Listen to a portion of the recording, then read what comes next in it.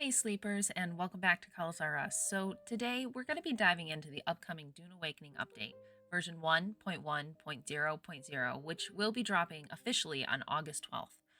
There is a massive amount of new content, gameplay changes, quality of life upgrades, and fixes in this one, so buckle up. Right now, it's only in the public test client, so I'm sure these updates will change if they notice things are working out or if things are not working out. They'll probably take from this giant list. But I just wanted to bring this to you as kind of the preliminary at first to show you what we get to look forward to. So if you guys get something out of this video, please remember to like, subscribe, and hit that bell for notifications so you can keep updated on the latest Dune content. Let's go ahead and hop right into it. Okay, so first up, if you want to get your hands on before launch, the public test client is live currently on Steam right now. It'll be up for about 2 weeks, and the devs want your help testing some key changes, especially the new collision mechanic for ornithopters to help reduce griefing, and the new blood water management buttons for your base systems. Yes, we are finally getting extract all and deposit all buttons for our blood and water. Thank goodness. I am so excited. I think this is the best thing I have heard in this update, like forever. But also, if you do hop into the public test client, you'll also get access to some high tier vehicles. So you're going to get a top tier buggy, scout ornithopters, assault ornithopters, and even a carrier. So just make sure you've created a character already, and then you'll be able to claim those parts from the in-game menu after July 30th at 1900 CEST. Now let's jump in and talk about what's going to be new. Let's start with building. You can now place pillars between walls, and plus that Solito replicator has been upgraded to copy placeables and decorations, making base cloning an absolute reality.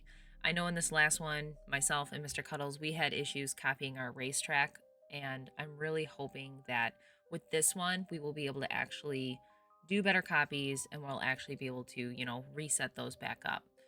Also, we're going to have new sandbike variants and the slick desert mechanic decoration available at the vendors for purchase.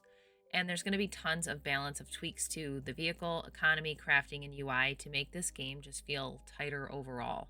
Like I said, this update is going to be huge, and even the little things that are updated are going to be massive in the long run. It's really showing the love that these devs have for this game, and the fact that they're listening to the community is absolutely huge. So, moving on to vehicles, they definitely got a ton of love in this patch. Ornithopter collisions are now going to push each other apart, which is a huge fix for carrier griefing. If you have been in the deep desert, either driving a carrier or griefing one, you guys know that pushing these ornithopters down to the ground is one of the best things you can do, especially when you're going onto a carrier. That is no longer going to be available. So if that was your main form of attack, you might want to start thinking of a strategy in order to change that around a bit. Also, boost speed is going to be up by 10%. Deterioration on scanners and wings has also been halved in many cases, and new heat and speed tuning gives every vehicle a better defined role. And yes, the carrier ornithopters are also going to be able to drop cargo and flee with a big boost. So that is a huge win in there. I always hated driving the carrier because you never knew. I felt like I was a giant turtle on the sand, and if I got attacked, I was under so much stress and it was just too much. It wasn't fun anymore.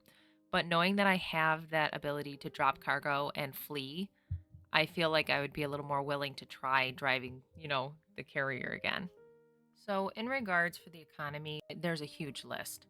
Simple as that. But basically, summarizing it, the exchange has been overhauled. You also can now search by name in the exchange. Categories are also cleaner, and tons of item values have been rebalanced. So, like spice beer, way cheaper. Rockets, less overpriced. Also, one thing I really found interesting is the fact that liquids in containers are now going to hold value. So when you go to sell that to a vendor, you're going to get extra Solari depending on how much liquid is in that container.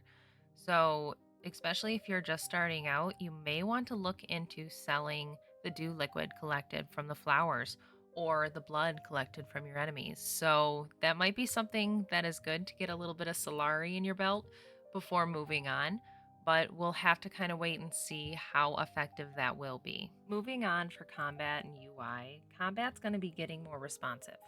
So there's going to be new melee animations, polish on dagger moves, and improvements to stagger, stamina, and VFX indicators to make fights just overall a little bit smoother. There's also even going to be new tutorial if you've been stagger locked just a little too long. It's going to be extremely helpful for new players, but a veteran player can always go back and check that out too, and they might pick something else up. Also, the UI got a serious pass too. Search bars and crafting, cleaner HUD elements, and controller improvements just make that whole experience feel more polished. And now, of course, everybody's favorite part, the bug squash. So there were hundreds, and I do mean hundreds of fixes here, from terrain holes and UI bugs to incorrect audio triggers, stuck cinematics, and rare vehicle death glitches. One standout that I did notice is that colliding with a sandworm now will always result in death. There's going to be no more janky immunity during animations, so if that sandworm hits you, you're a goner. Plus, several long-standing contract and journey blockers have finally been resolved. That's a huge win for players stuck in the faction progression, so if you've been stuck there for a little while, hopefully some relief is coming soon. So all in all, guys, patch 1.1.0.0 is shaping up to be a game changer. With smoother mechanics, better base building, vehicle enhancements, and a refined economy, Dune Awakening just continues to evolve into something special. And to be honest, I think that's thanks to you guys. The devs are listening and they are paying attention to what you have to say and implementing it into the game. They really do want to make us happy, which is really showing with this update.